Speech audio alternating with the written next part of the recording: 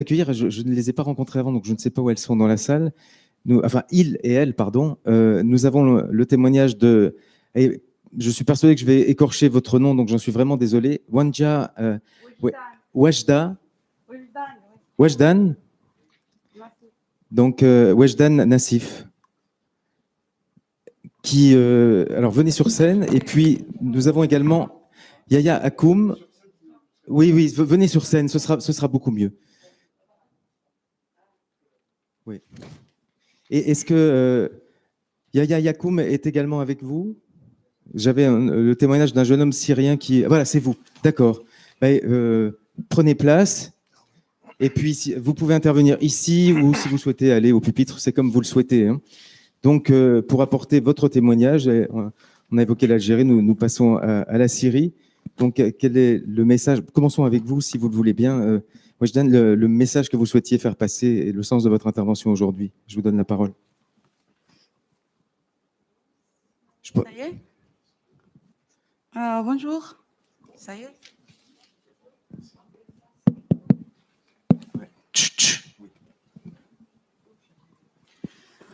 Bonjour. Si vous souhaitez, si ça ne vous, enfin, je ne sais pas si vous souhaitez garder le masque pour votre intervention. Ah, oui.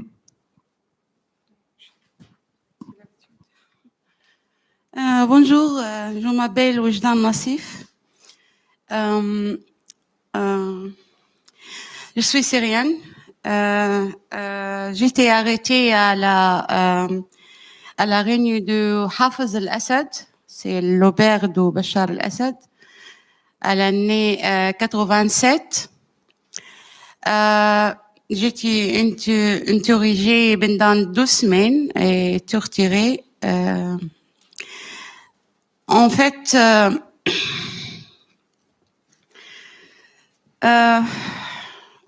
quand je suis sortie de la prison, pendant des années, ça fait 30 ans, je n'avais aucun autre moyen de me recouper qui est l'oublier. C'est en fait j'ai juste dans mon mémoire c'est le sentiment. J'ai encore le sentiment de humiliation. J'ai honte. En fait, c'était l'humiliation. Non, ça va. Un peu difficile, mais ça va. D'être torturé, c'est difficile, mais de voir vos proches ou vos amis torturés, c'est le plus difficile. En fait, nous, les personnes qui sont prisonniers avant, à l'époque de Hafez al-Assad, on a toujours, on ne peut pas, on n'aime pas parler sur nos témoignages à cette époque parce que le plus difficile, l'histoire très difficile, c'est l'histoire d'une personne détenus qu'ils ont entré à la prison de Bachar al-Assad après la révolution syrienne en 2011. C'était plus difficile parce que quand j'étais en prison, c'est le torture, c'est pour obtenir des informations. J'étais dans un membre d'un parti communiste, ou parti au gauche. C'est la torture, c'était pour obtenir l'information. Mais c'est après, après la révolution syrienne, c'était pas comme ça, c'était pas pour obtenir l'information. Les informations, c'était pour humilier. C'était pour insulter, pour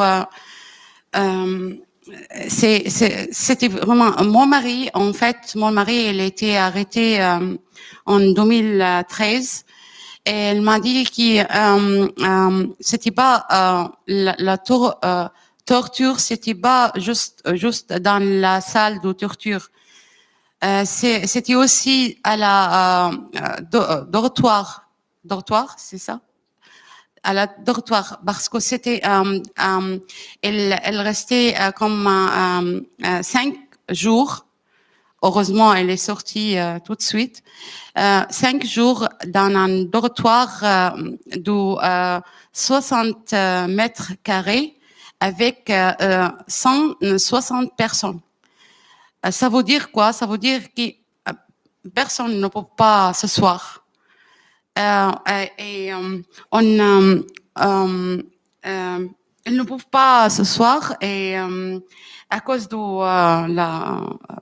la dortoir, elle est très bondée. Et après, les gens, après des jours au debout, les gens, elles beurrent la tête, elles beurrent la connaissance et elles commencent à halluciner. C'est vraiment, c'est un crime. En fait, je crois, à mon avis, c'est utilisant la torture, le régime d'Al-Assad, le fils, Bachar al-Assad, après la révolution, il a 3 objets. Le premier objet, c'est pour montrer la forêt. Vous comprenez? Pardon, je parle. La force. Oui, c'est pour montrer la forêt. La deuxième chose, humilier les gens, les manifestantes, et aussi pour humilier le principe de liberté, d'unité, démocratie, c'est tout, le principe. Et aussi, la troisième chose, c'était pour transformer la manifestante pacifique ou extrémiste. Et je crois qu'il a réussi de faire ça à l'année après. En fait, je voulais dire que la détenue, la torture, c'est une honte à la front de la humanité et de la communauté nationale. Et je crois qu'en Syrie, par exemple, on a toujours demandé que l'organisation qui défend les droits d'homme, il faut faire une pression sur l'Assad d'entrer à centre de détention, de savoir la situation de la détenue syrienne. Encore, on a des dizaines, des